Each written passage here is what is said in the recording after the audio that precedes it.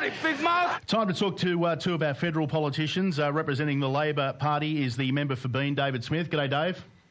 Morning, Stephen. And representing the government, the Liberal member for Hume and Minister for Energy and Emissions Reduction, Angus Taylor. Angus, good morning. Morning, Stephen. Dave, can I start with you? Can you tap Albo on the shoulder and tell him he's got to stop this rubbish about the Prime Minister only had 2 jobs? He's basically telling the Australian people that he's not fit for the job himself if he believes that. Stephen, in a sense, he's let the Prime Minister off, but in a pretty fair way, because what Albo said over and over again is that there are 2 critical jobs this year. And that is rolling out the vaccine program effectively and actually doing something about quarantine. But you're right, he's got many, many more than 2 jobs. He's meant to be setting up an integrity commission. There are plenty of other jobs that the Prime Minister isn't doing effectively as well too. But for us, if we want to actually map our way out of this pandemic, then this government has to properly get on top of the vaccine rollout and to deal with the ongoing variants we're going to have to deal with in the next couple of years. Something has to be done about quarantine effectively as well. Well, Angus, the vaccine rollout has been slow. There's no question about that. It is now starting to ramp up and get on track. I think we're up around 24% or something like that nationally fully vaccinated, or give or take a couple here or there, and some jurisdictions doing better than others. But the concept of quarantine, the problem that the Prime Minister, and where the Prime Minister has to take blame here, is he did allow this farcical national cabinet to take control of quarantine. They've failed at it. Is it time now that the federal government does have to step in and clean up the mess? All right, Stephen, look, I'll push back a bit on that. I mean, more than 99% of quarantine has been hugely successful. Oh, no doubt about that. Yeah, and it had to be done quickly and it had to be done effectively. Labor lives in this world of hindsight, and they love it. But we live in the real world of governing, and the quarantine has largely been successful. Now, you talked about the vaccine rollout.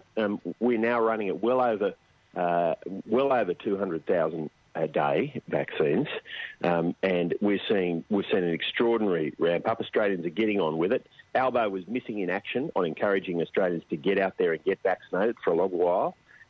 He's showing a little more action now. I wouldn't say he's overly enthusiastic, but we need all of us to be all on song, getting Australians vaccinated and getting back to normal as quickly as we can. Dave, there is a point to be made there, and whilst I don't blame Albo for this, surely there's a role for him to play in pulling some of these state and territory Labor leaders into line, particularly in Queensland, where they've actively demonised one of the vaccines that we've got there and the one that has saved most of Europe. Stephen, both the Albo's been out there saying that Australians should be getting vaccinated every day. But the reality is many Australians still can't get vaccinated. They can't actually even book their vaccinations. There are big parts of Sydney at the moment where there aren't vaccination hubs. So, look, there are real challenges on the ground for vaccination right across the country. And look, we can try and gild the lily as much as we like, but we're still 33rd out of 38 OECD countries in relation to the vaccine rollout. The Prime Minister likes to try and find someone else to blame for the job that he's meant to have done. I actually agree with you. He had many more than 2 jobs to do, but on these 2, he's done dismally. Stephen, can I just jump in there? Sure. Yeah, David did exactly what Albo always does, which is said, oh, yeah, you should get vaccinated, but I tell you what, it's really hard to get it, don't bother. Now, this is absolutely unacceptable. Oh, that's not. We've got. Hang on, let me finish. We've got AstraZeneca. No. We've got AstraZeneca in large quantities. Out there. People need to get out there and get vaccinated. Good news in Canberra, we've seen very high numbers getting vaccinated, which is fantastic. And certainly in my electorate, we've seen the same. I've been out there every day encouraging people to get the vaccine. Don't get fussy about the type of vaccine. They're all effective. We've just seen numbers coming in from Doherty about how effective both of them are. We've got a third one on the way in Moderna. We've got the first of those doses arriving in September. Please get out there, get vaccinated, have a look around. It's true that the first doctor you call mightn't have some on the day, but you can always call another one. Pharmacists now also have it, and a large number of pharmacists, and there'll be more as well. So Angus, please, everybody. I will defend Dave here in one sense, in that, and again, this comes back to the incompetence of the state governments, because the actual rollout on the ground is happening through them. Again, when the federal government hands over its role to a bunch of B graders, you've got to expect that there's going to be problems. I mean, isn't it time for the federal government to step in and say, look, we are going to run this and do it properly? Well, the reality of health is it's always going to be a joint venture. The hubs that David talked about are hubs driven by state governments. I mean, he omitted to mention that you can go to a doctor, which is not a hub, and there's a lot of AstraZeneca around. So, go onto lots of websites telling you where. There's some available. Hot Docs is a good one. There's others as well. Please, everybody, get out there. Check it out, make a few calls. You might have to make more than one, I understand that. But it's really important, whatever the vaccine, if you haven't had one yet, please get one. Dave, I'll give you last word on this before we move on to something else.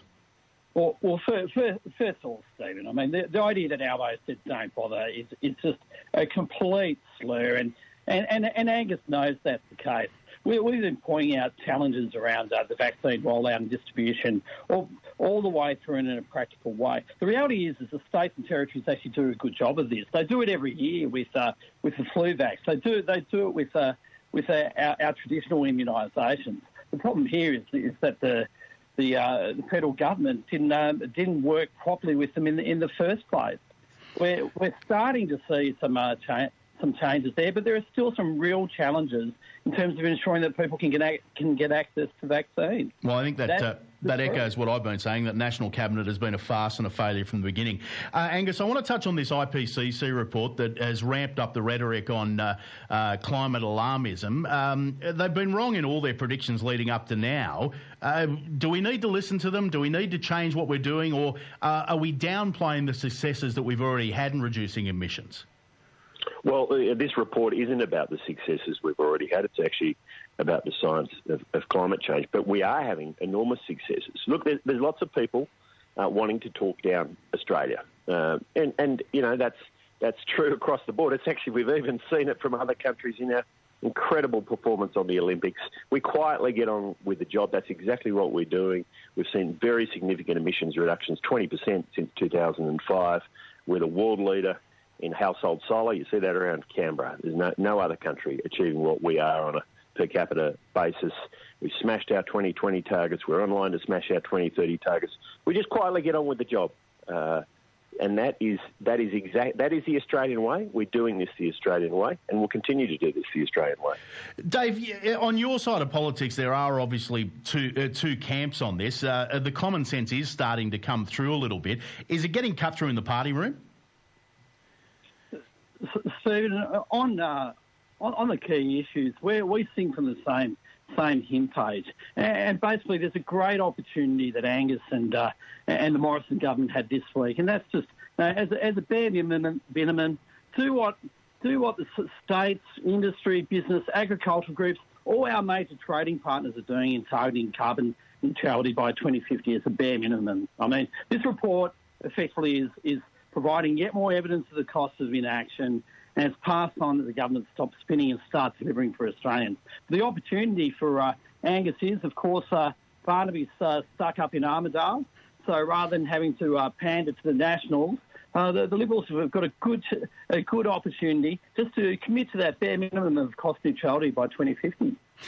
All right. Steve, can I respond to that? Sure. I mean, the Labor talking down Australia again. I've given you the data. We've beaten. I'm not talking down Australia. Our achievements. You're saying. Hang on. The achievements of Australia, and our farmers have played a lead role in this. Households are playing a lead role with this, with putting solar PV on the world on their roofs. Has beaten countries like New Zealand, Canada, United States, Japan. We're ahead of them all, and that is something we should be proud of. There's more work to do. There's no doubt about that. Meanwhile, the one thing required in the Paris Agreement is a 2030 target. And Labor doesn't have a 2030 target. It's too scared of this after the last election. We've got to get on with the job. Practical action, keeping a strong economy, not destroying jobs, not destroying regions, not destroying sectors, and that's the Australian way. All right, let's talk about something we can all agree on. This region has well and truly punched above its weight in the recent Tokyo Olympics. Dave, I'll start with you. Was there a highlight for you?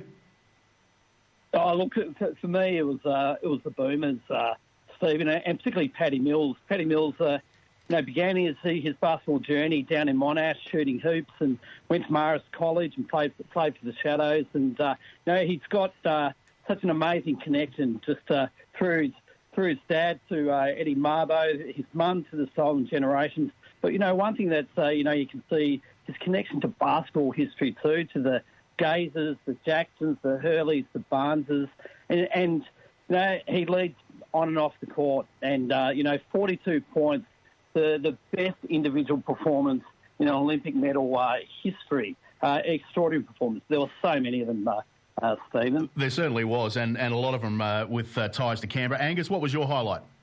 Well, David's right. We were spoiled for choice in this Olympics. I mean, what an amazing spectacle and event, and what a ray of sunshine at a tough time for so many Australians. But look, much to choose from. The flying mullet, what a performance. Finally seeing an Australian do well in the 100 metres, and the decathlon, the way those two guys work together, amazing. But the two local performances for me, Emily Chalker from Crookwell in the hockey, great local performance, and Shane Rose in the middling in the equestrian. Well done, Shane.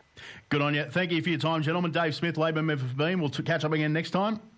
Thanks, Stephen. And Angus Taylor, Liberal member for Hume and Minister for Energy and Emissions Reduction. Thanks, Angus. Thanks, David.